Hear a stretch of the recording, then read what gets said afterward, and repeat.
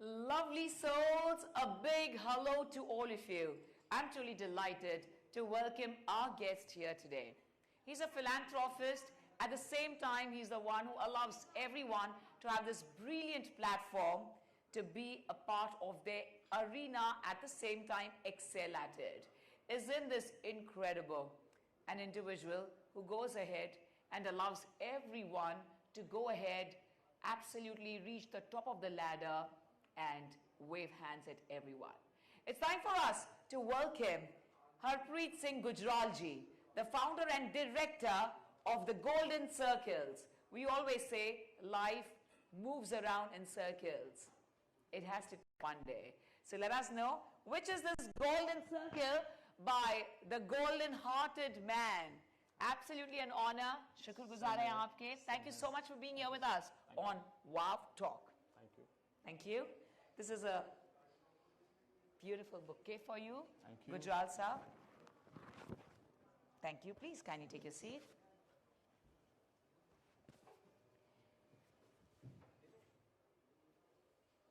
Since the time we are born, we always try and focus on our own selves.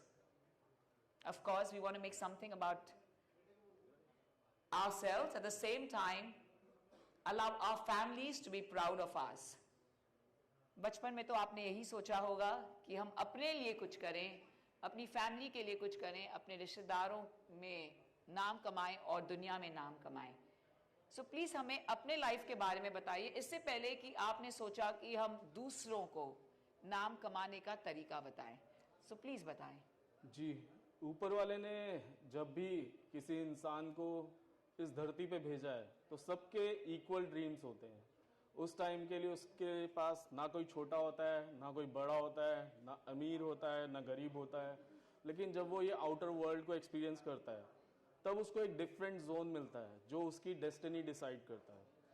लेकिन जैसा कि अभी wing commander mister Bakshi बता रहे थे, जैसा कि आशुतोष जी बता रहे थे कि हमारे जो माइंडसेट है वो एक लिमिटेड वर्ल्ड में कन्वर्ट हो जाता है due to our experience in the outer world. So यहाँ गोल्डन सर्कल की जो शुरुआत है वो मेरी खुद की लाइफ की शुरुआत है. मैं अगर बात करूँ तो मैं फाइनेंशियल एडवाइजरी एक्सपर्ट हूँ और थर्ड जनरेशन हूँ इस बिज़नेस में. मेरे ग्रैंडफादर ने ये बिज़नेस स्टार्ट किया था इन 1979 जब वो as a senior postmaster retire हुए थे फ्रॉम गोल्ड डाखाना जो कि दिल्ली में है जी. और उसके बाद में उन्होंने एक बिज़नेस स्टार्ट किया फाइनेंशियल एडवाइजरी का बिज़नेस और मेरे फादर ने तब उस बिज़नेस को ज्वाइन करा. उसके बाद में मेरी मदर ने उसको ज्वाइन करा और ये एडवाइजरी मेरे ब्लड में है. अगर मैं बोलूँ मैं 10-12 साल का था तब मैं अपने टीचर्स को गाइड करता था कि how they can save their taxes, how they can accumulate wealth for different financial. दादाजी से, डैडी से, क्योंकि पूरा का पूरा माहौल आपको वो चीज़ें सिखा देता है. जब एक चीज़ आपके ब्लड में होती है तो आप वो चीज़ को जीते हैं, उस बिज़नेस को जीते हैं. तो इसी तरीके से मैं उस बिज़नेस के अंदर बिल्कुल 100% इन्वॉल्व था. मेरे ब्लड में फाइनेंशियल एडवाइजरी थी बचपन से ही. और अनफॉर्चुनेटली मेरे फादर को यंग एज में हेल्थ इश्यूज़ हो गए, सीवियर हेल्थ इश्यूज़, जिसकी वजह से उनको मल्टी ऑर्गन फेलियर हो गया. उनको किडनी ट्रांसप्लांट की ज़रूरत पड़ गई और मेरी मदर ने अपनी किडनी उनको डोनेट करी एज अ डोनर. उसके बाद में जो फैमिली की रिस्पॉन्सिबिलिटी थी वो मेरे ऊपर आ गई. And then I have that time I have to quit my studies और मुझे अपना पूरा का पूरा फोकस अपने बिजनेस पे, जहाँ पे 2500 से ज़्यादा हम लोग कस्टमर को डील कर रहे थे और बहुत सारे प्रोडक्ट्स में हम लोग डील कर रहे थे, तो उसमें मैंने पूरा का पूरा फोकस लगा दिया और एक बहुत ही अच्छी लाइफ चलने लगी उसके बाद में. लेकिन समय हमेशा बदलता है. हर बिजनेस का, हर इंसान का, इस दुनिया में एक ही चीज़ है जो किसी के हाथ में नहीं है, वो है समय. वो हमेशा चेंज होता है. तो समय जब बदला और जिस बिज़नेस में हम थे एडवाइजरी में, जब वहाँ पे बड़े जॉइंट्स आने शुरू हुए तब एक इंडिविजुअल फाइनेंशियल एडवाइजरी का जो एक फ्यूचर था वो उतना ज़्यादा ब्राइट नहीं था जी. सिमिलरली साथ में ही जो हमारा कस्टमर बेस और जो लेगेसी थी जो मुझे बहुत पसंद थी शुरू से, कि जब मैं किसी के घर जाता था तो इतना ज़्यादा मुझे वहाँ पे स्पेशल फील कराया जाता था कि सरदार जी के लड़के आए हैं. People even don't know my name, वो सिर्फ इतना ही बोलते थे सरदार जी के लड़के आए हैं और इन्होंने ऐसे ऐसे हमें एडवाइस करा था उस टाइम पे और आज आपके लिए इतना बड़ा हमने पैसा इकट्ठा किया है या इतने सारे हमने वेल्थ बनाई है आपके लिए बिकॉज ऑफ हिज गाइडेंस, मतलब उनके फादर की या उनके ग्रैंडफादर की गाइडेंस है। तो जब मैंने इस चीज़ों को एक्सप्लोर करा तो मैंने देखा कि जो मार्केट है वो भी चेंज हो चुकी है। बहुत सारे ऐसे बिजनेसेस हैं जो समय के साथ साथ में ख़त्म हो गए, और after AI we are seeing a lot of disruption in lot of fields. और जैसा हम अभी देख रहे हैं कि लोग पढ़ाई तो कर रहे हैं, लेकिन वो पढ़ाई बिजनेसमैन बनने के लिए नहीं कर रहे, एंटरप्रेन्योर बनने के लिए नहीं कर रहे। वो पढ़ाई कर रहे हैं सिर्फ एक नौकर बनने के लिए, एक सैलरी के लिए, एक फिक्स्ड माइंडसेट के लिए कि मैं अगर ये कर लूँगा तो मुझे इस टाइप की अचीवमेंट मिल जाएगी। जबकि अगर हमें दुनिया की नंबर 1 कंट्री बनना है तो वो सिर्फ नौकरी से या जॉब से नहीं करा जा सकता। We have to be a different mindset. हम लोगों को जॉब सीकर से जॉब गिवर की तरफ जाना पड़ेगा। And here comes the golden circle. जब मैं ये सब चीज़ें देख रहा था तो मैंने बहुत सारे बिजनेसेस ट्राई करे। उसमें से बहुत सारे बिजनेसेस में फूड का बिजनेस, अपैरल्स का बिजनेस और भी ना जाने क्या क्या, लेकिन हर जगह एक फेलियर का सामना करना पड़ा। आपको सक्सेस के लिए जो सबसे ज़्यादा दो चीज़ें ज़रूरी होती हैं वो होती है knowledge and the platform. System makes you perfect, ना कि कोई इंसान सक्सेसफुल होता है, एक सिस्टम होता है जो सक्सेसफुल होता है। अगर आप एक सक्सेसफुल सिस्टम का हिस्सा बन सकते हैं तो डेफिनेटली आप बहुत बड़ी सक्सेस अचीव कर सकते हैं। और वहाँ फिर हमने एक शुरुआत करी द गोल्डन सर्कल्स की, जहाँ पे हम लोगों को एजुकेट करते हैं, उनको अपॉर्चुनिटीज़ प्रोवाइड करते हैं, उनका जो भी इंटरेस्ट एरिया है, चाहे वो हेल्थ है, चाहे वो वेलनेस है, चाहे वो रियल एस्टेट है, चाहे वो ई कॉमर्स है, इर्रिस्पेक्टिव ऑफ देयर एज, चाहे कोई हाउसवाइफ है, चाहे कोई एम्प्लॉयड है, चाहे कोई प्रोफेशनल है, उन सबको एक एंटरप्रेन्योर माइंडसेट के साथ साथ एक उनके इंटरेस्ट एरिया का एक बिजनेस अपॉर्चुनिटी प्रोवाइड करते हैं और उनको हैंड होल्ड करते हैं, ट्रेन करते हैं, ताकि वो उस फील्ड के अंदर एक बड़ा मकाम हासिल कर पाए। बहुत अच्छा। मैं आऊँगी जो आपने चैलेंजेस फेस किया और जिसके बाद आपने कहा कि आपका करियर ग्राफ बदल गया एंड यू स्टार्टेड डूइंग, सारे आपने ट्राई किए businesses. So eight that point of time, क्योंकि इतने सक्सेसफुल होकर एंड ऑफ कोर्स जब बिग जाइंट्स आ जाते हैं तो ऑफ कोर्स छोटी मछलियाँ फरफराती है, क्या करें। I want to know the phase at that point of time. क्या उस वक्त आपका मानसिक संतुलन किस तरह था, and were you really very positive कि आपने बहुत पैसे कमाए हैं, ठीक है कुछ अलग कर लेंगे? हाउ वॉज दैट फेज, और उस फेज से आप कैसे निकलें? क्योंकि वहीं पर हम अटकते हैं, life just moves smoothly, but that is a phase which is very important. So I really want to know that because that is a turning point in our lives. That is what I was saying कि समय कभी एक सा नहीं रहता।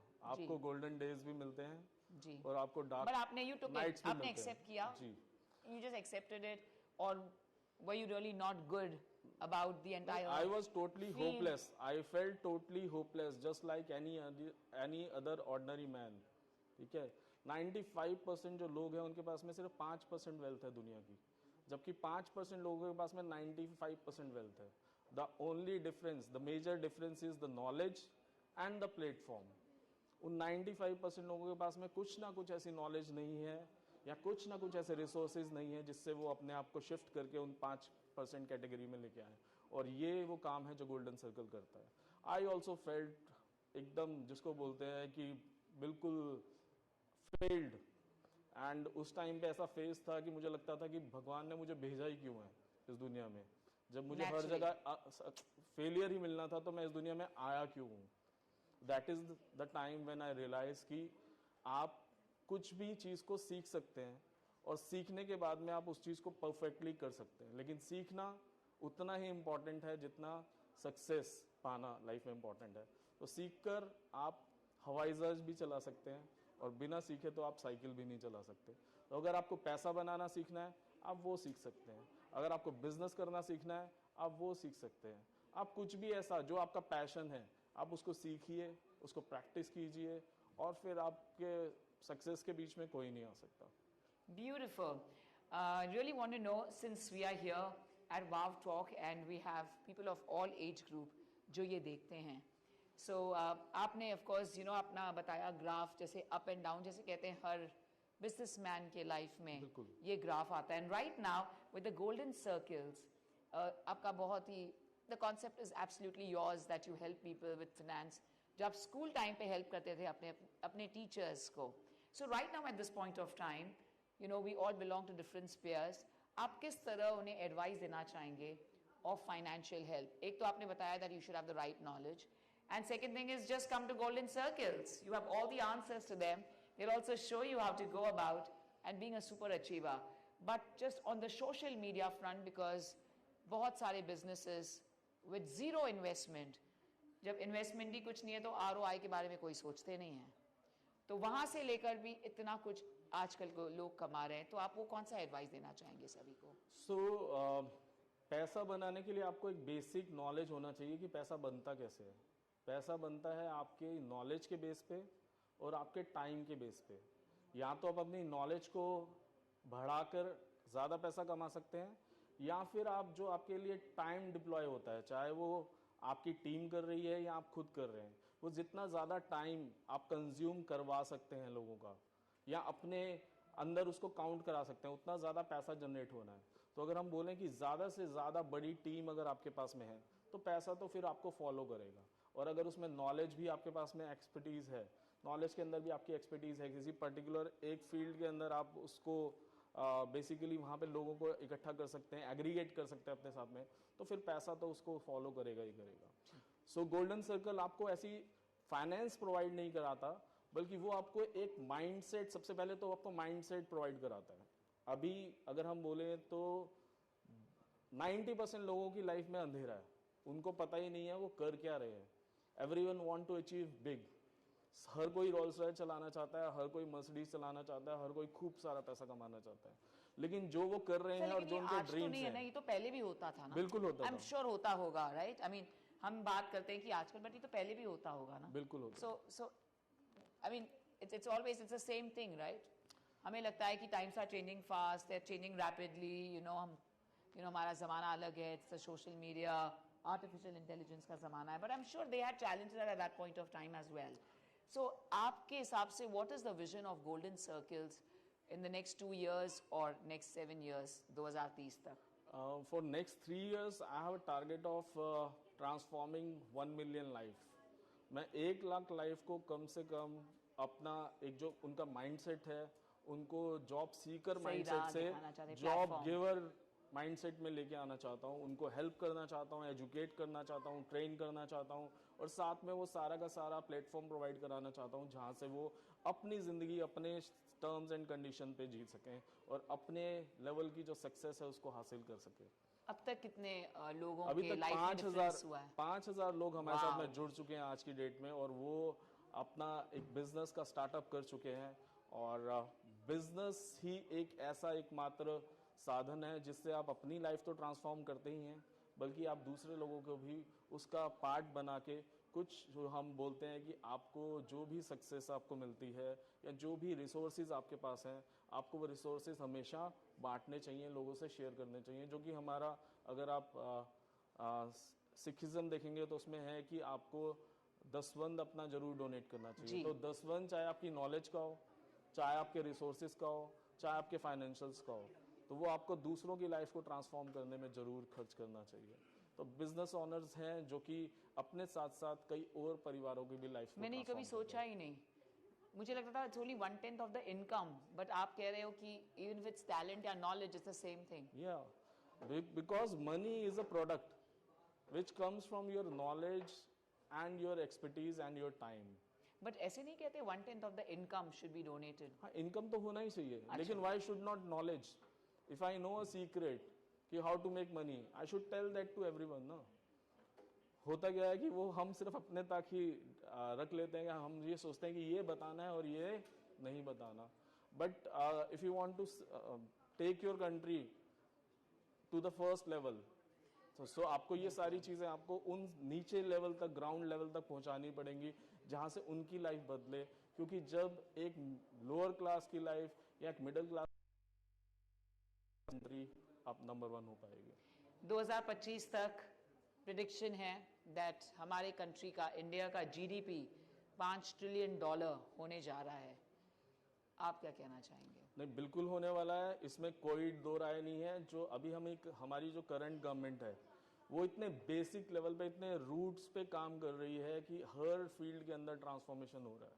हर field, आप कोई भी फील्ड उठा के देखिए, चाहे आप आईटी उठा के देखिए, चाहे आप रियल एस्टेट उठा के देखिए, फाइनेंस उठा के देखिए, any field, name any field and you can see the structural changes there.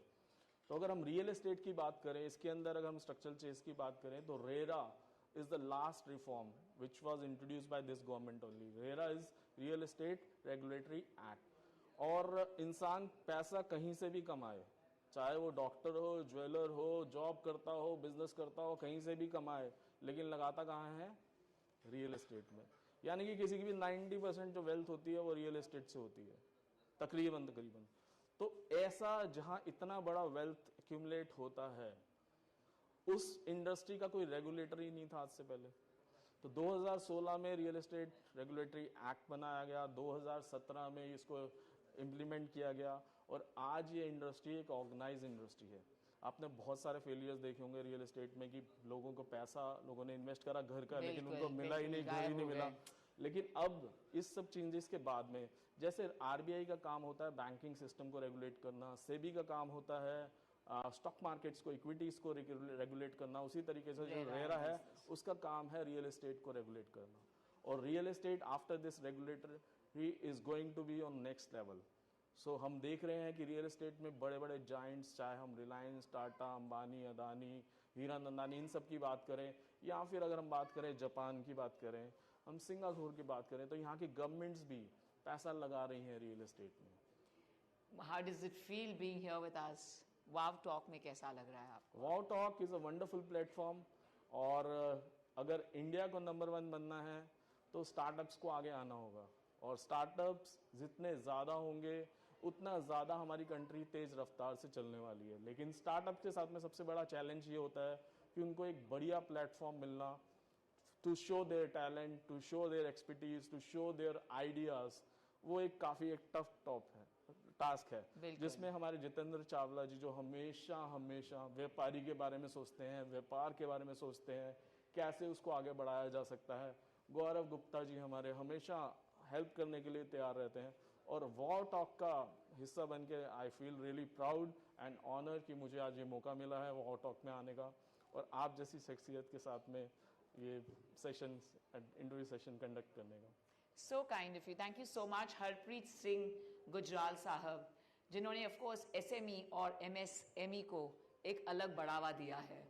And कोई भी entrepreneur SME से ही शुरू करता है, at the same time उन्हें प्लेटफॉर्म तो चाहिए, उसके साथ साथ फाइनेंस चाहिए। So they are the right people. The Golden Circles has been commendable and of great help to one and all. So wherever you are in the world, please do connect with them. At the same time, keep watching Wow Talk, because it's all about you being wow and we feeling wow. Thank you and lots of love to all of you. बहुत बहुत शुक्रिया। मैं सिर्फ एक line add करना चाहूँगा, अगर आप चाहते हैं अपनी ज़िंदगी में वाव फील करना, तो उससे पहले आपको हमेशा पूछना होगा हाउ यू कैन फील वाव। अगर आप किसी बात के लिए वाव पूछ सकते हैं, so you will get your answer and definitely you will feel wow. So आप बताएंगे, आप बताएं ना। यही बताया मैंने कि अगर आप किसी बारे में पूछ सकते हैं तो आपको उसका आंसर जरूर मिलने वाला है। मोस्टली जो लोगों की जो प्रॉब्लम होती है, वो अपनी जो उनकी रिक्वायरमेंट होती है, उनको जो मदद चाहिए होती है या इंफॉर्मेशन चाहिए होती है, वो उसके लिए पूछने में ही झिझकते हैं। इफ यू नो कि अगर आपकी मंजिल ये है और आपको रास्ता नहीं पता, तो इट्स बेटर कि आप किसी से पूछ लीजिए मेरी मंजिल ये है और मुझे यहाँ तक जाना है, how I can reach there. So if you can ask how, definitely you will feel wow in your life. I'm going to carry this line with me too. Thank you. Thank you so much. This was very very special. जिस तरह से you framed it and you said it to everyone. अगर आप में वो हिम्मत है, so definitely वो दाद देना चाहेंगे आपको, because then you have it, you are ready to tell the world about it. उसमें कोई डर नहीं है, कोई गुंजाइश नहीं है मेहनत की. So go ahead and ask them how, and you will feel wow. Yeah. Hey, that was amazing. Thank you. Thank you so much, Gujral Saab. We're truly thankful to you. We'd like to felicitate you